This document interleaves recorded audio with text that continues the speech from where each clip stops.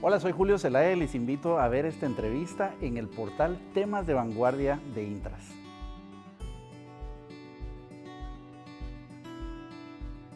Bueno, en principio los seres humanos tenemos que interpretar mucha información para llegar a una conclusión o a una decisión.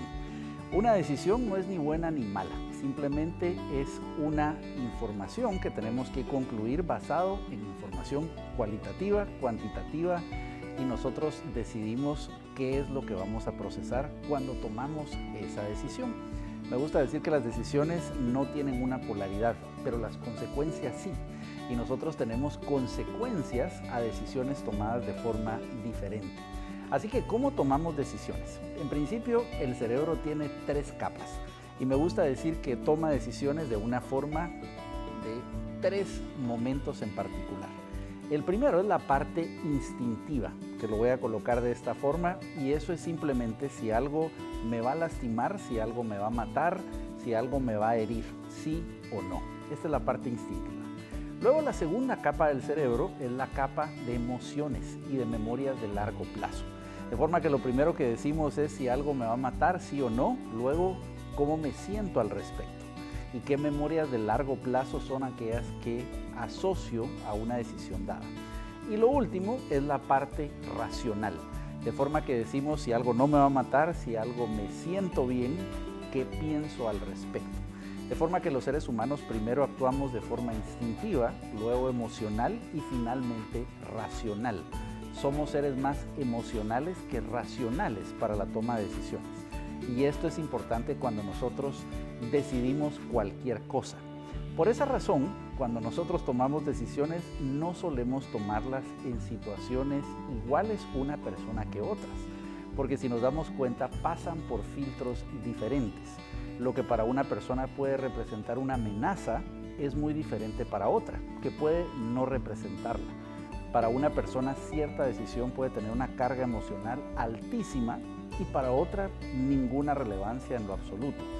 Y finalmente, lo que las personas piensan al respecto de algo depende mucho de su contexto, de su formación, de la cultura en la que viven, y esto hace que el proceso sea radicalmente diferente. ¿Qué es un hecho? Que al saber que somos seres emocionales para toma de decisiones, tenemos que aprender a tomar mejores decisiones. ¿Cómo procesamos información que sea más relevante? Y existen 2 tipos de información fundamental. La información primaria, que es aquella que nosotros tenemos de primera mano por observación o directamente, y la secundaria, la que tiene un proceso de alguien más. Alguien más ya filtró esa información y estamos recibiendo una información de segunda mano. Y los seres humanos cada vez dependemos más de la información secundaria que nos dan las redes sociales, que nos da toda la información que vemos, y cada vez menos de la primaria, por observación, cuando yo veo directamente algo o converso directamente con una persona. Y esto tiene sus retos importantes. Estamos en una era en donde hay una vastedad de información, pero tenemos inanición de sabiduría. ¿Cómo sabemos qué es lo que en realidad importa? Por otro lado, estamos viviendo en una época en donde la inteligencia artificial generativa es cada vez la norma, de forma que las personas ya no sabemos en qué confiar. Hemos visto noticias recientes en donde hay imágenes que fueron generadas por inteligencia artificial y se están utilizando en campañas políticas. Se utilizan como campañas para crear noticias sobre figuras religiosas y ya no podemos confiar fácilmente en lo que hemos visto versus lo que fue generado por una computadora. Y esto tiene diversos dilemas éticos en particular. Cada vez más estamos confiando en lo que una inteligencia artificial ha producido y en muchos casos, en el nombre técnico, ha alucinado. Quiere decir que no es algo real, sino que ha llegado a una conclusión que simplemente nos convence que es real. Hemos visto en estos días anteriores un caso que pasa un precedente porque nunca había ocurrido antes. Y es un pasajero de una línea aérea, de Avianca puntualmente, que presenta una queja formal. Y dice, me voy a quejar con Avianca porque fui lastimado cuando estaba desabordando el avión. Este pasajero consigue la la ayuda legal de un bufete de abogados en Estados Unidos muy renombrado que presentan su querella usando ChatGPT. Y resulta que ChatGPT se inventa todos los casos que ellos presentaron, pero lo hicieron de una forma supremamente contundente. Este bufete de abogados, cuando es citado por los jueces para decir cómo es posible que presentaste esto, que no existe en ningún caso, ni el caso ni los argumentos que estás utilizando, no hay ningún precedente que haya pasado algo similar en la historia de la humanidad. Por lo tanto, no se sabe si hay que juzgar a estos abogados, si hay que juzgar a la empresa que elaboró el sistema de inteligencia artificial. Y lo que es un hecho es que el pasajero fue el más lastimado, porque no puede presentar un caso de esta forma. ¿Qué hacer en un mundo en donde la inteligencia artificial puede engañar hasta a un equipo de abogados expertos, que puede inventarse casos de una forma tan contundente, pero también lo puede hacer con imágenes? ¿Qué pasa con las nuevas películas? Estamos viendo la película de Indiana Jones, por ejemplo, que la generación de Harrison Ford más joven, de otro de los actores también, fue elaborado totalmente con inteligencia artificial. Y vemos que es indistinguible de la realidad. Ya no podemos distinguir entre su voz, entre qué cosas fueron reales y cuáles no. Y este es un enorme reto para el mundo en el que vivimos. El reto es tomar mejores decisiones y saber cuáles son las fuentes más confiables. Y de eso hemos tratado de diseñar diversas formas de ver herramientas para distinguir qué información es la que debiésemos estar filtrando en un determinado momento. Los seres humanos entonces enfrentamos diversos retos para tomar decisiones en este mundo. Por un lado, la inteligencia artificial. Por otro lado, la vastedad de información que en muchos casos es ficticia. En otro lado, medios de comunicación que su sistema de incentivos es a viralizar la información, aunque esta información no sea fidedigna, lo cual nos pone en retos enormes. Y finalmente, cuando agregamos que somos seres emocionales, somos fácilmente manipulables y la información puede ser considerada de una forma absolutamente sacada de contexto.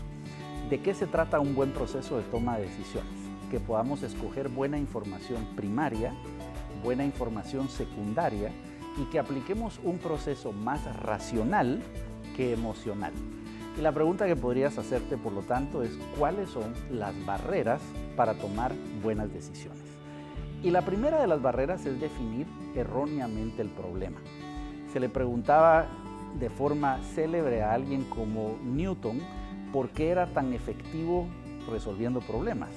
Y él decía, porque pasé mucho tiempo definiendo cuál era el problema correcto. Esta misma frase fue contextualizada por otros, alguien como Galileo, otros pensadores como Einstein, por ejemplo, citaban esta frase muy parecido y decían, pasamos mucho tiempo definiendo correctamente el problema. Y eso es lo que hace que las grandes mentes le apliquen un proceso más racional que emocional a las tomas de decisiones. Así que la primera barrera, definir erróneamente el problema. ¿Cómo definimos correctamente un problema? Eso se puede enseñar, se puede aprender y podemos abstraernos de la situación que nos trae al riesgo de este momento que tenemos que tomar una decisión para plantear un mejor problema. Segundo de los obstáculos, vemos pocas alternativas. Los seres humanos, cuando estamos ante una situación, no nos gusta el cansancio de tener que pensar. De hecho, el cerebro es el órgano que más consume azúcar y más consume calorías. Por lo tanto, cuando nos cansamos mentalmente con muchas opciones, es un proceso que el cerebro dice, decide lo que quieras. Ya no quiero tener que pensar en esto, ya no me quiero cansar en ello. Por esa razón, el cansancio de muchas decisiones hace que tomemos pésimas decisiones y que dejemos de ver suficientes alternativas. Esa es la segunda barrera. La tercera es la variable emocional. Los seres humanos empezamos a tener un sesgo de confirmación y empezamos a decir, ya me decidí por esto, pero voy a tratar de convencerme que esa es la razón correcta. Eso es análogo cuando tú decides comprar un vehículo, ya te decidiste por él y le empiezas a preguntar a muchas personas, ¿verdad que este vehículo es el que me conviene? O quizá un caso más emocional, cuando alguien se enamora de alguien y lo va a presentar a su casa, trata de convencer a su familia que esta es la persona ideal y trata de presentar toda la información con un sesgo muy importante. Yo ya decidí por esta persona y ya soy ciego a ver otras alternativas. Y finalmente, una de las barreras fundamentales de los seres humanos es que somos sobreoptimistas. Cuando tomamos una decisión que depende de nosotros, solemos creer que si yo la tomo, voy a vencer las estadísticas. Y ejemplos como esto abundan. Los seres humanos vamos a padecer 50% de acuerdo a las estadísticas de alguna enfermedad crónica, como cáncer, por ejemplo. Sin embargo, muy pocas personas tienen un seguro de gastos mayores de salud, porque creen que de alguna forma van a vencer las estadísticas. Por otro lado, todos vamos a morir, y lo sabemos, pero pocas personas tienen un seguro de vida y pocas tienen un testamento. ¿Por qué hacemos cosas como esas? Que sabemos a ciencia cierta que va a ocurrir algo, pero de alguna forma pensamos, quizá a mí no me pasa, y quizá no debo de estar pensando en ello. Y los ejemplos de estas barreras que vemos para tomar decisiones abundan.